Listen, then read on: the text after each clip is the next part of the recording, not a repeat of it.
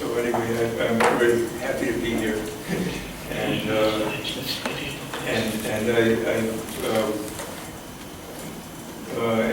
at a time when it looks like the government of Japan is about to declare that Monju really is dead. It has really been almost dead for more than 20 years.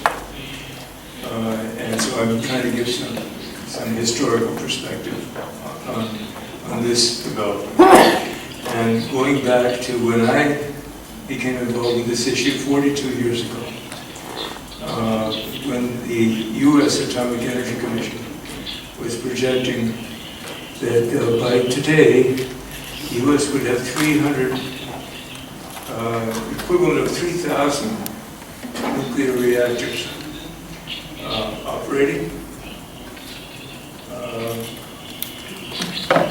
guess this is about 2016, and that most of that capacity would be a new type of reactor, like Monju, liquid sodium-cooled plutonium breeder reactor. Now, what actually happened was this. This is the U.S. The U.S. basically, nuclear capacity stopped growing, and so it's about 3% of that projection.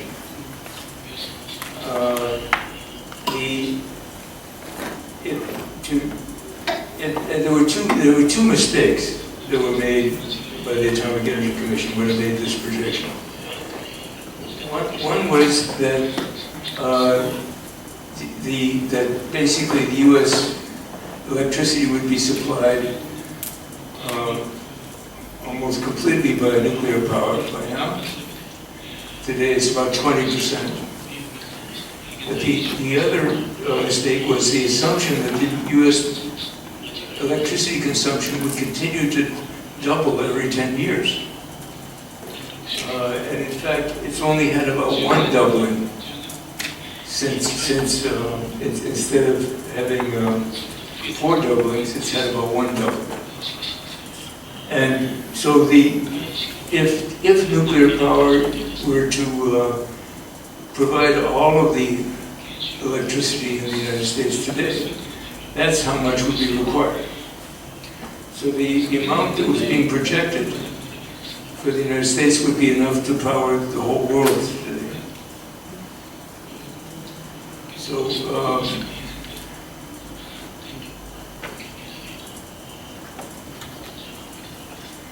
the one problem with the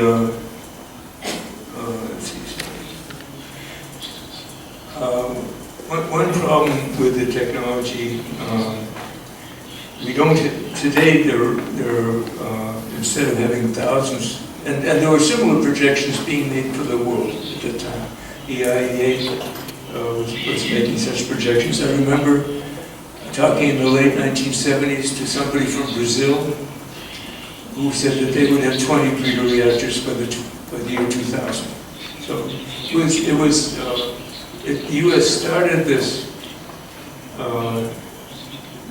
fantastic projection, but it was accepted by and joined in with nuclear establishments of all the countries of the world. Now, one problem. So in fact, there are today only 2 breeder reactors in the world operating, both in Russia, both demonstration plants, and there's another demonstration plant nearing completion in Japan. But they are not economic, and there's no expectation that I mean, these are research. The $100 billion was spent has been spent on these programs so far, but there's no expectation that these reactors will become commercial anytime in the foreseeable future. Now, one problem with these reactors is with the fact that they're cooled by liquid sodium, and sodium burns on contact with either air or water. And we live in a world of air and water. And so the first problem with Monju was when there was a leak of sodium and a fire, sodium fire, and you can see the sodium oxide here on the floor. That shut down the Monju the first time. But then the design is very complicated. In order, with a water-cooled reactor, you can take the top off the reactor and you can take the fuel out and you replace the fuel and there's no problem. It's a very complicated process if you have sodium and you can't open up the reactor because the sodium would catch on fire.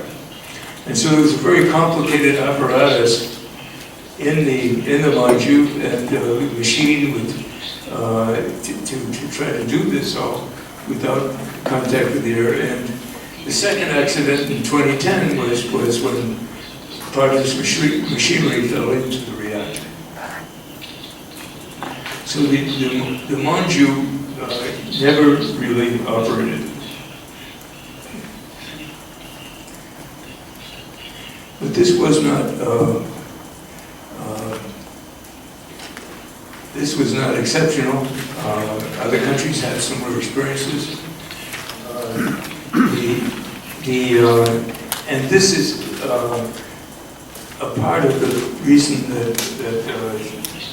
that these reactors proved to be too costly to be built in any kind of numbers.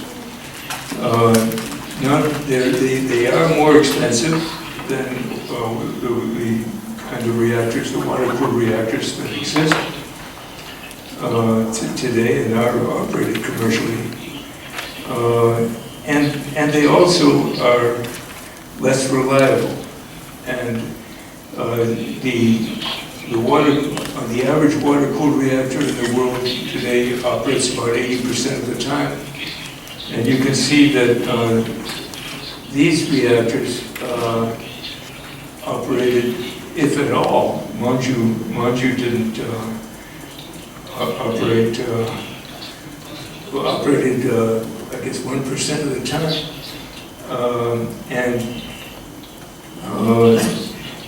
but typically they would operate less than 20% of the time, which meant that since the cost of the reactor is most of the cost of nuclear electricity, then the cost per kilowatt hour became very much more.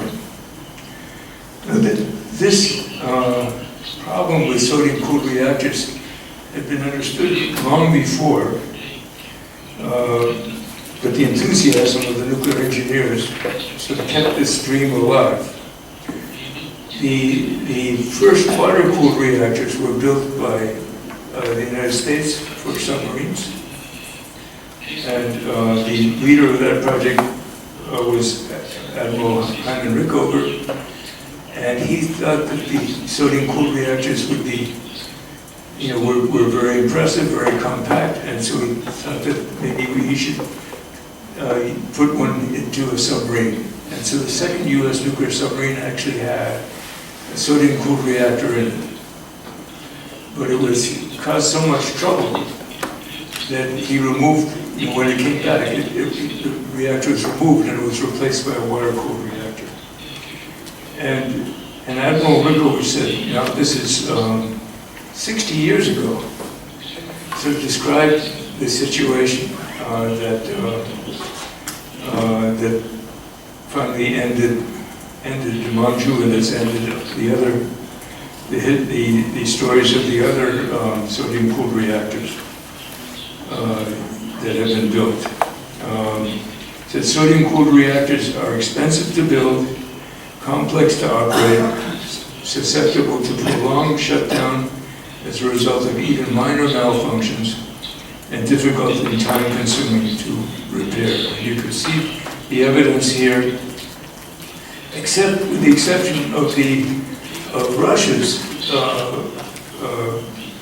one of Russia's reactors, which is operated actually 74% of the time, which is not as high as the average globally, but it's close. But it had about 15 sodium fires in the first 15 years,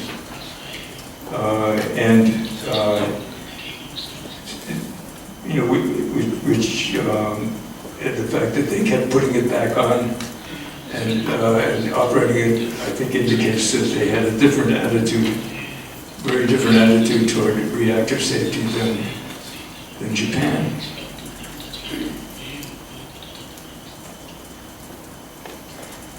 Oops.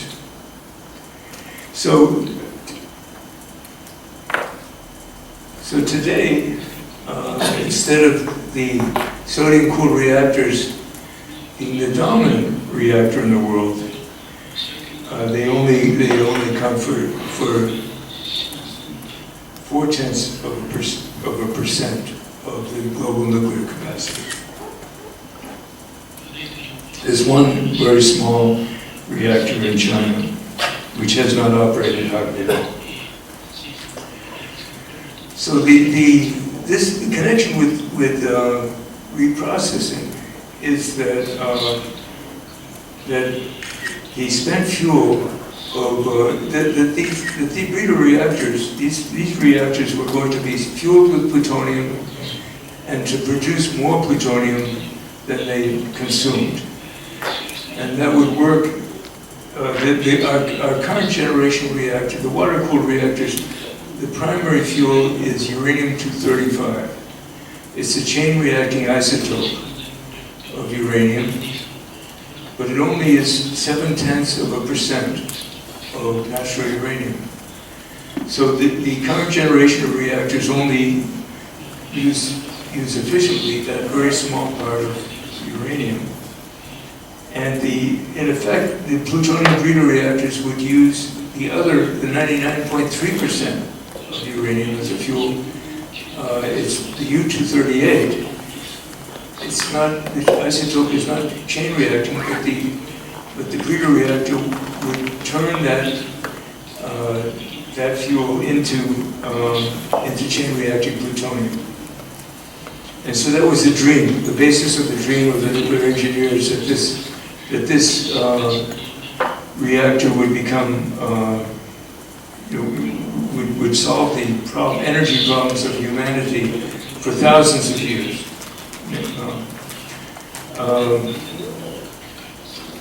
And so the idea was, there is some plutonium is made by water-cooled reactors. About 1% of the spent fuel of the current types of water-cooled reactors is plutonium when it comes out. And so the idea was to separate out that 1% of plutonium and use it to start up the plutonium breeder reactor. So that's why the plutonium was separated. But when there were no breeder reactors, then the question came, well, what do we do with the plutonium? And France proposed to use it in the water-cooled reactors, to make a fuel for the water-cooled reactors. And this is the so-called mixed oxide fuel, MOX fuel. And so here we have two fuel cycles.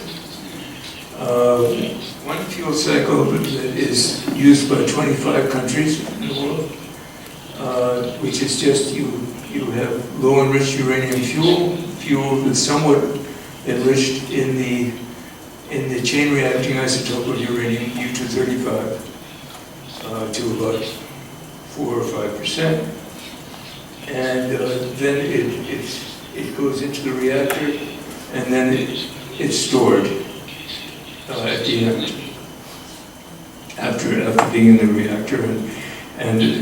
For most countries, the intention is to put this spent fuel underground in a deep repository. But politically, that's been very difficult in most countries. But the French said, okay, we started separating out the plutonium. We take the spent fuel to the reprocessing plant, separate out the plutonium, send it back, mix it with uranium into this mixed oxide fuel, and use it as fuel again, and then it will be stored.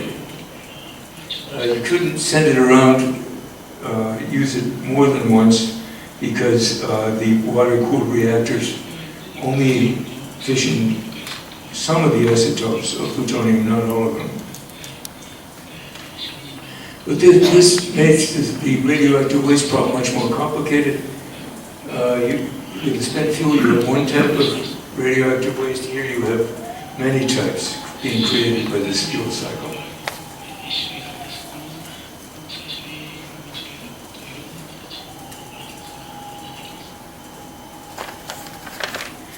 So this is a list of the 31 countries with nuclear power reactors. And you see these are countries which never, and I'm showing here the total nuclear capacity of these sets of countries. These countries never reprocessed.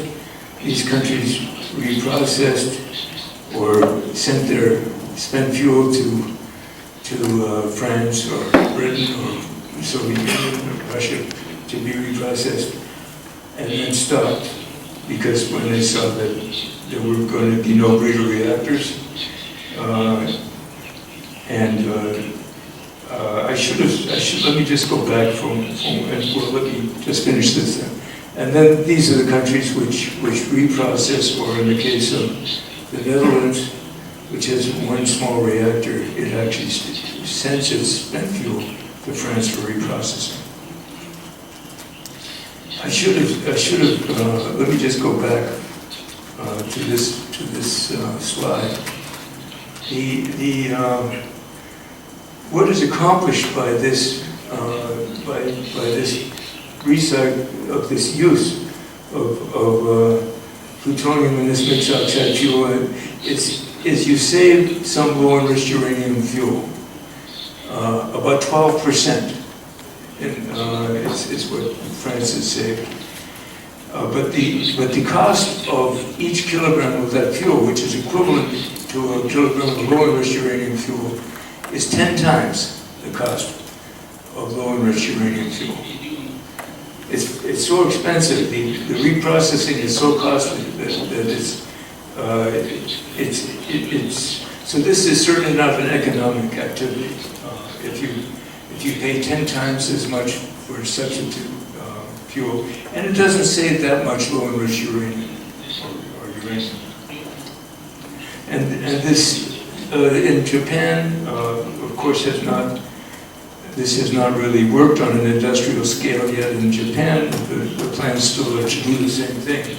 The estimates are also that it would cost 10 times as much as buying the low-enriched uranium fuel.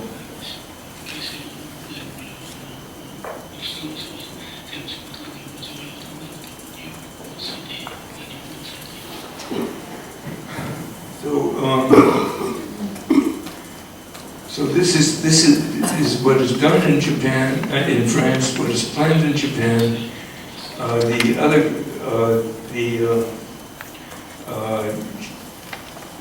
China, India, and Russia are still thinking about breeder reactors. And the Netherlands also is just a customer country for Japan.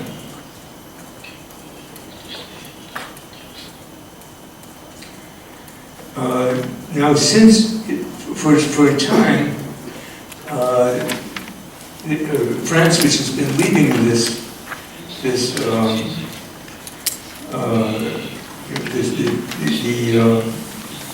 approach to dealing with dealing with plutonium to separate it, continue to separate it out, even though there are no breeder reactors, and to use it as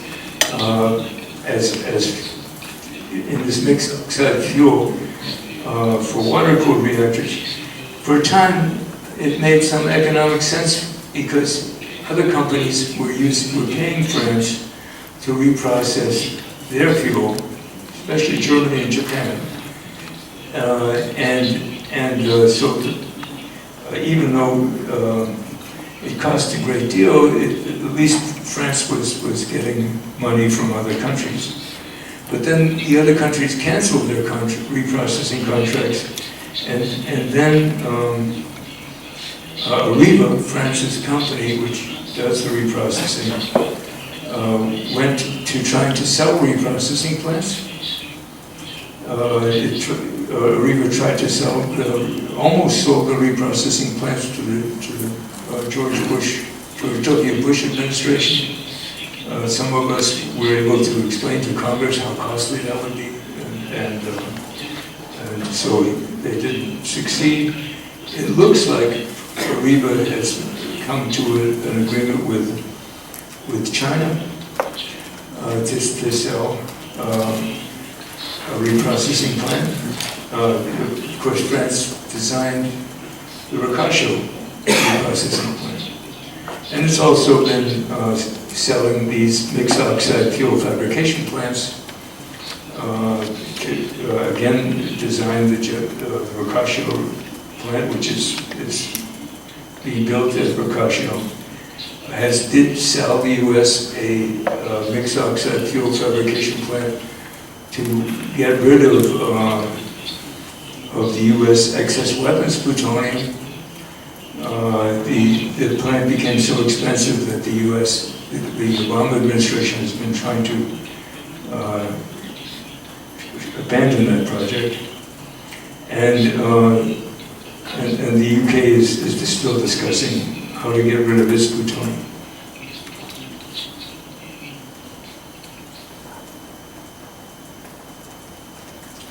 So this is the situation with regard to civilian plutonium in the world.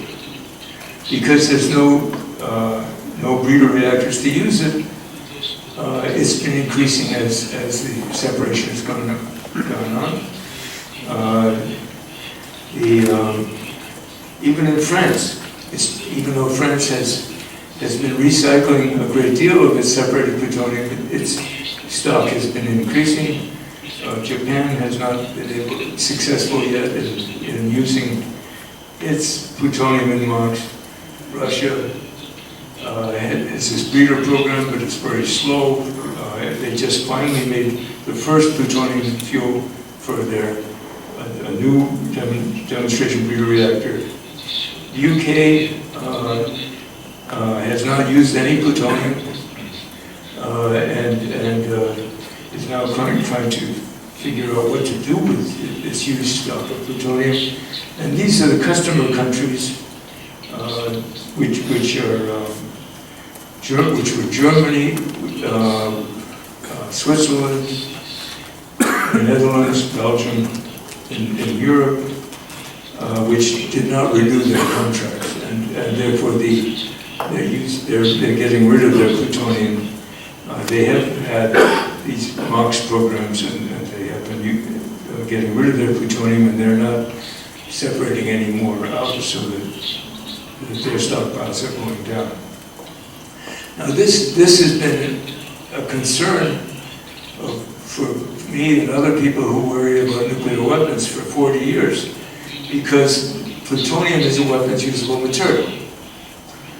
And so that depending on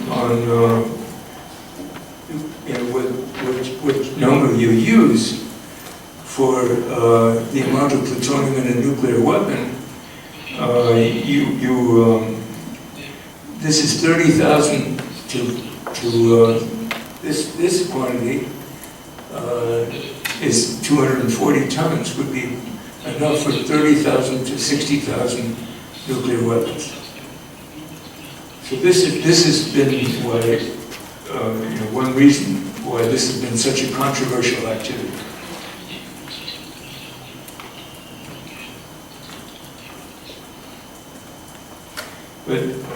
by the way, is about equal to the total amount of plutonium that the US and the Soviet Union produced during the Cold War.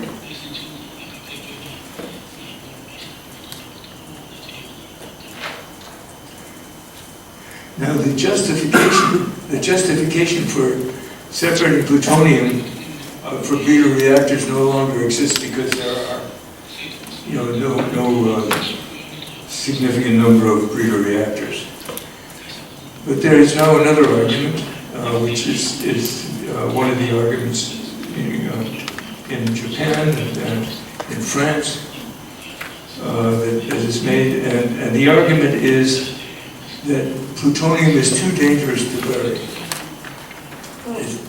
It has to be, and so it has to be eliminated before the radioactive waste that comes out of the spent fuel it can be buried in a geological repository. That is the plan in Japan and in France. And it's an argument also made in Russia and China. And so the argument is we can't bury plutonium with the spent fuel, therefore we have to separate it out and fission it to eliminate it. And the best way to do that is with fast neutron reactors. And therefore we have to continue to develop these sodium-cooled reactors to fission the plutonium and other long-lived so-called transuranic elements. And so that even though these reactors are not commercially successful, we have to build them anyway. And eventually, maybe if we can make them work, and maybe we can make them less costly, and then maybe we can use them as breeder reactors as well.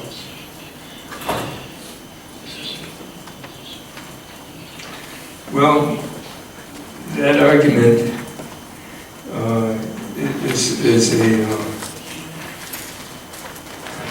there's a lot of problems with that argument.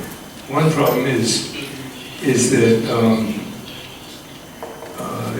that it would take a very long time to reduce the amount of plutonium. If you wanted to, in that way, if one calculation by a U.S. National Academy of Sciences review was it would take hundreds of years to eliminate 99% of the plutonium in that way. If you stop producing plutonium, if all reactors were shut down except for these sodium-cooled reactors, and they were just used to eliminate plutonium. But another issue is that in fact you create all sorts of new wastes when, as I showed on that diagram, when you recycle plutonium, and in fact you would end up with more plutonium on the surface, much more plutonium on the surface as a result of this program than could possibly leak out of a repository underground over thousands of years. And the third problem is that in fact plutonium is relatively insoluble deep underground, and therefore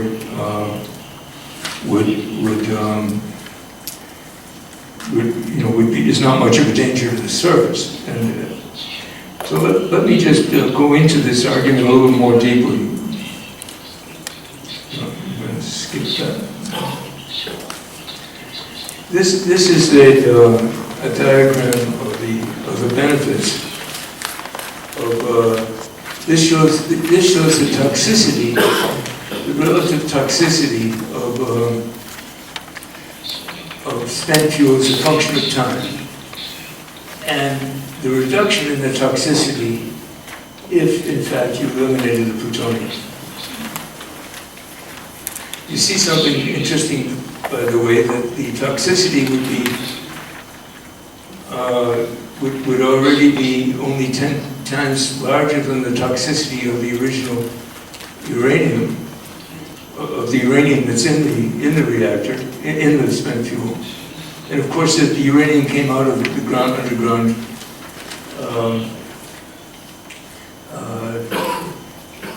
originally. So the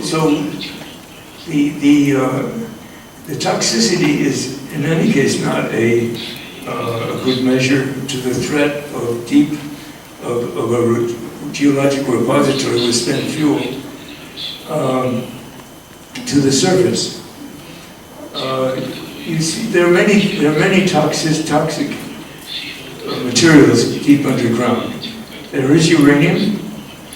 There's other kinds of ore that are comparably toxic to the spent fuel. And so the issue is how to understand the threat that this material underground poses to the surface.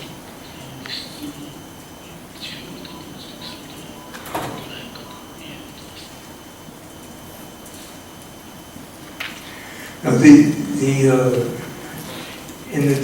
in designing, the Swedes are probably the most advanced in their analysis of the hazards of spent fuel deep underground. And so they calculated what would happen if the spent fuel dissolved underground and some of that water with the dissolved spent radioactive materials came to the surface. And they found that the largest, the most toxic, the highest doses would actually come from radium. Radium is a decay product of uranium-238, and that which is a natural uranium is the dominant isotope of natural uranium. There's a huge amount of uranium-238 already underground. If you take the average amount of uranium in the Earth's crust, and on that basis, I estimate that there's about 1 billion tons of uranium-238 already in Japan's rocks, down to 500 meters. So this would not be a significant addition. The deep repository would not be a significant addition to the hazard from deep underground if you put spent fuel directly into a repository.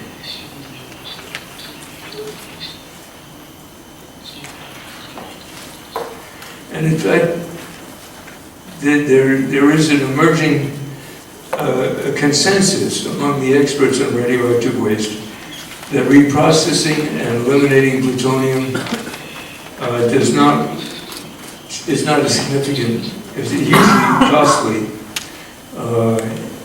but it does not significantly reduce the radioactive waste problem. The first analysis of this step was done by the U.S. National Academy of Sciences 20 years ago, and they said none of the dose reductions that would result from eliminating the plutonium from spent fuel seem large enough to justify the expense and additional risks of reprocessing and transmutation. That is, the transmutation is fission of that plutonium. Even in France and Japan, the experts on radioactive waste have come to similar conclusions.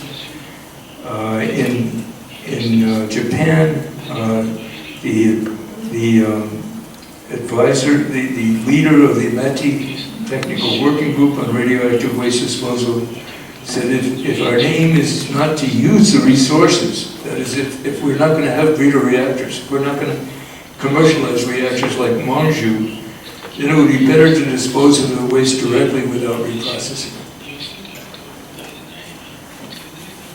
So this argument, which is now used to justify reprocessing and the continuation of research on fast neutron reactors, has been rejected by the experts.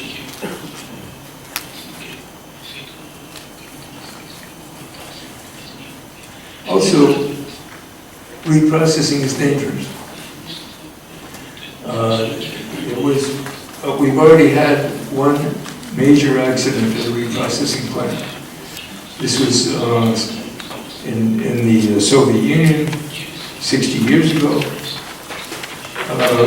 A tank full of high-level waste exploded and caused an accident as big as Fukushima, as big as the Fukushima accident, in terms of the area evacuated.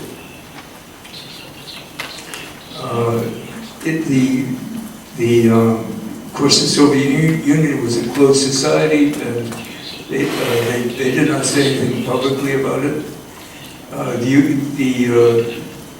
This accident was known to the U.S. and the British intelligence agencies, at least, but they did not say anything publicly about it in the West.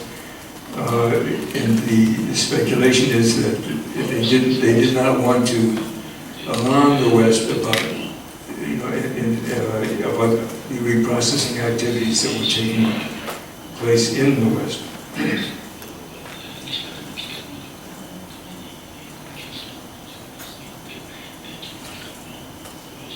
Now, I've been just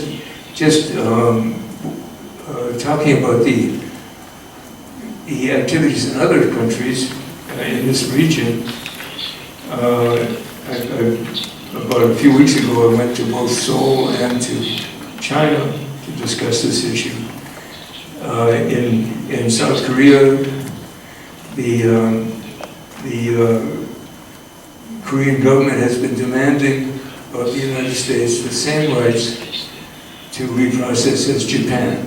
They say, we are as advanced in nuclear energy as Japan is.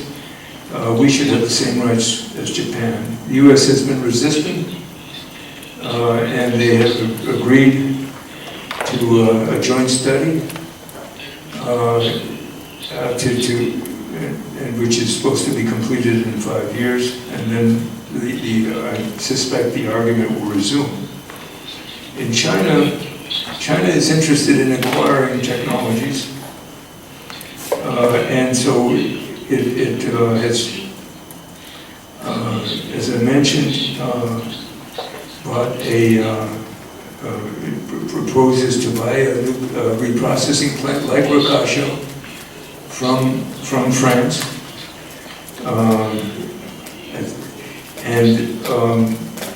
But then it has not been able to find a site. There was a site in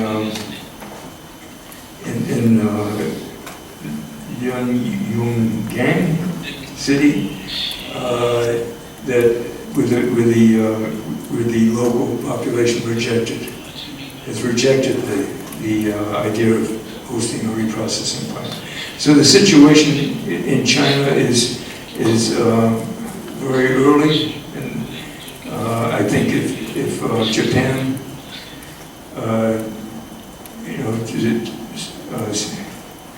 declared that it was going to end its reprocessing program, that would help us with our arguments with the Chinese that this is a failed technology and they should not pursue it, and they should not pile up a pile of plutonium such as other countries have done.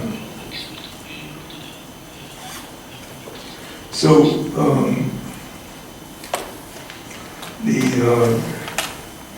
the failure of Mon Ju shows again that sodium-cooled reactors are not economic. That's something other countries have learned before.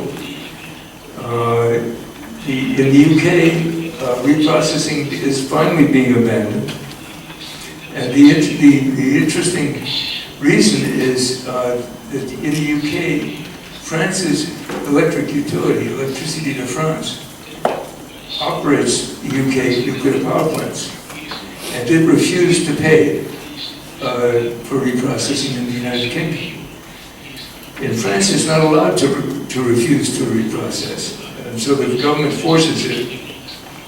But the Arriva's plant is becoming more and more expensive. The Riva's reprocessing plant in France, and it may soon require very costly repairs. And at that point, it may, I hope that France will decide to stop this craziness. In South Korea, they are, the government is, because they have been blocked by the U.S. from proceeding with reprocessing, they are now giving priority to spent fuels, increasing spent fuel storage on the reactor sites in the form of dry cask storage.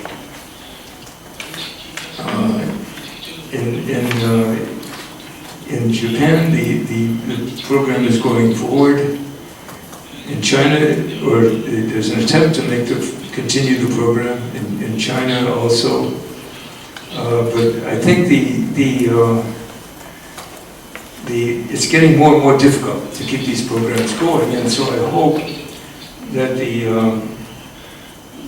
next development will be more of these reprocessing programs will shut down. And so I don't know whether you're familiar with the fairy tale, the Hans Christian Andersen fairy tale about the emperor not wearing any clothes and his court pretending that he is dressed in beautiful clothes. But I think we have to continue to say, as I just have said, that the emperor is wearing no clothes, and maybe eventually he will quit running around naked.